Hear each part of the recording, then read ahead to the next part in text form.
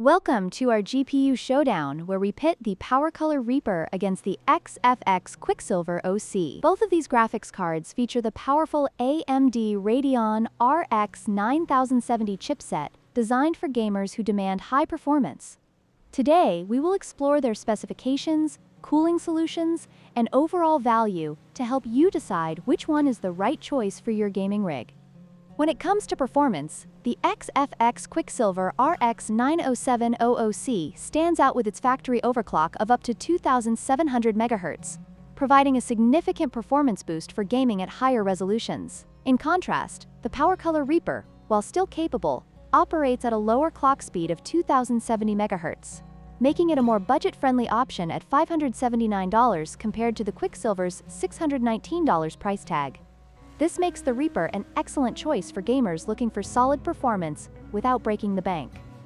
The PowerColor Reaper is designed with compact dimensions, measuring just 289 mm, making it suitable for a wide range of cases. Its efficient cooling solution is adequate for stock performance. On the other hand, the XFX Quicksilver features a robust QICK triple fan cooling system, allowing it to maintain lower temperatures even under heavy loads. However, this comes at the cost of size, as it measures 350 mm and weighs 2.15 kilograms, requiring more space and possibly additional support in your case.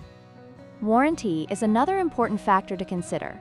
The PowerColor Reaper comes with a 2-year limited warranty, which is standard for many graphics cards. In contrast, the XFX Quicksilver offers a more generous 3-year warranty, providing additional peace of mind for buyers. This longer warranty reflects XFX's confidence in their product's durability and performance under demanding conditions.